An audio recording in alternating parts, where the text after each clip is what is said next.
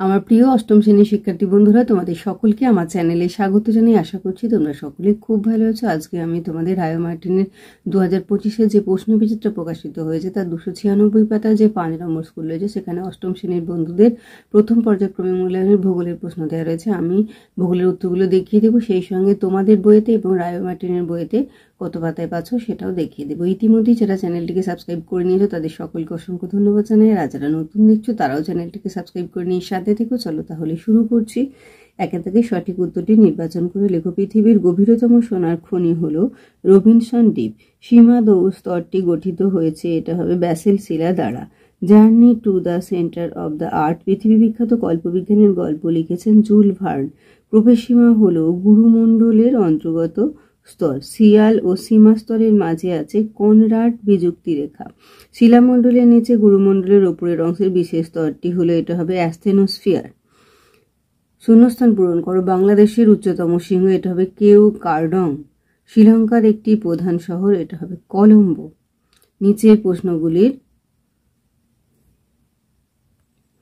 নিচের বাক্যগুলির কোনটি শুদ্ধ ও কোনটি অশুদ্ধ লেখো। সার্ক এর সদর দপ্তর অবস্থিত থিম্পুতে, এটা হবে অশুদ্ধ। নেপালকে বজ্রপাতের দেশ বলা হয়, এটাও হবে অশুদ্ধ, এটা হবে ভুটানকে। আর সার্কের সদর দপ্তর এটা হয়ে যাবে কাঠমান্ডুতে। নেপালকে বজ্রপাতের দেশ বলা হয়, এটা অশুদ্ধ, এটা হয়ে যাবে ভুটানকে।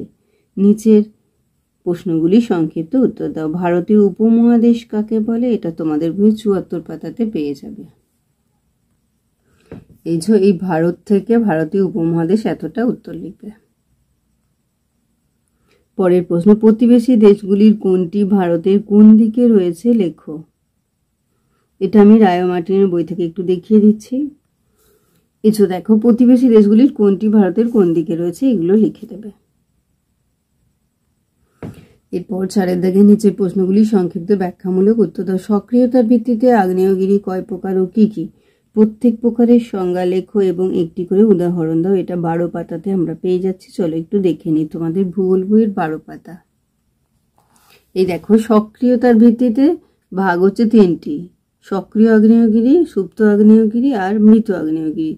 একদম এই সক্রিয়তার ভিত্তিতে এখান থেকে এই যায় পর্যন্ত লিখে দেবে।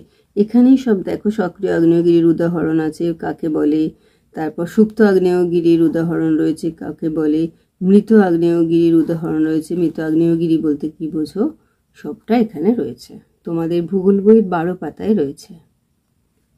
মনে করো এই মুহূর্তে হঠাৎ ভূমিকম্প শুরু হলো, এরকম পরিস্থিতিতে তুমি প্রথমে কি কি করবে লেখো। এটা তোমাদের ভূগোল বইয়ের 18 পাতাতে আছে। চলো আমরা একটু দেখে নিই। দেখো, এখানে দেয়া রয়েছে।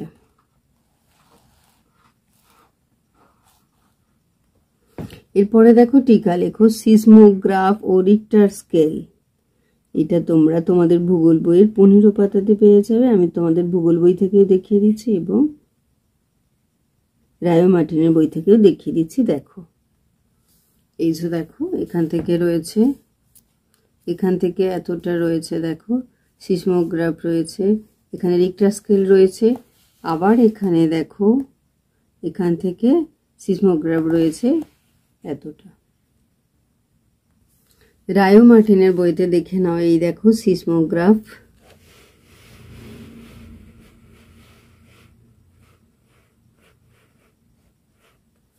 তারপর এখানে দেখো রিক্টার স্কেল। এখানে আবিষ্কারক, উদ্দেশ্য, বৈশিষ্ট্য, উদাহরণ, চিত্রটা অঙ্কন করে দিও। 5 দেখো, নিচের প্রশ্নগুলির উত্তর দাও। রূপান্তরিত শিলা ও পাললিক শিলার বৈশিষ্ট্যগুলি লেখো। এটা তোমাদের বইয়ের 21 পাতা এবং 23 পাতাতে দেখে নাও। প্রথমে রূপান্তরিত শিলা বলেছে, যেটা আমরা পেয়ে যাচ্ছি দেখো 23 পাতাতে পেয়ে যাচ্ছি রূপান্তরিত শিলা। আর পাললিক শিলা বলেছে, তারপর পাললিক শিলাটা আমরা 21 পাতাতে পেয়ে যাচ্ছি। শিলাচক্র একটি চিত্রের মাধ্যমে ব্যাখ্যা করো, এটাও 24 পাতায়। চলো দেখে নিই। দেখো, শিলাচক্র ব্যাখ্যা করবে এবং সেই সঙ্গে চিত্র আঁকার কথাও বলা হয়েছে, চিত্র এঁকে দেবে। তোমাদের ভূগোল বইয়ে রয়েছে 24 পাতা এবং 25 পাতাতে। এতটা পর্যন্ত লিখবে। আগ্নেয় শিলা শ্রেণী বিভাগ করে প্রত্যেক প্রকারের সংজ্ঞা ও উদাহরণ দাও। এটা তোমাদের বইয়ে 20 পাতায়, চলো দেখে নিই। এই যে দেখো আগ্নেয় শিলা, তারপর আগ্নেয় শিলা শ্রেণী বিভাগ আছে দেখো নিঃসারী উদ্বেদী, তারপর উদ্বেদী আগ্নেয় শিলার আবার ভাগ আছে দেখো উপপাতালিক, পাতালিক আছে, সবটা লিখবে। তাহলে আমার প্রিয় অষ্টম শ্রেণীর শিক্ষার্থী বন্ধুরা, আজকে তোমাদের আমি 2025 সালে রায় মার্টিনে যে প্রশ্ন বিচিত্র প্রকাশিত হয়েছে তার 296 পাতায় যে 5 নম্বর স্কুল রয়েছে সেখানে তোমাদের অষ্টম শ্রেণীর বন্ধুদের প্রথম পর্যায়ক্রমে মূল্যায়নের ভূগোলের প্রশ্ন দেওয়া রয়েছে। আমি তার উত্তরগুলো দেখিয়ে দিলাম, আশা করছি সকলেই বুঝতে পেরেছো।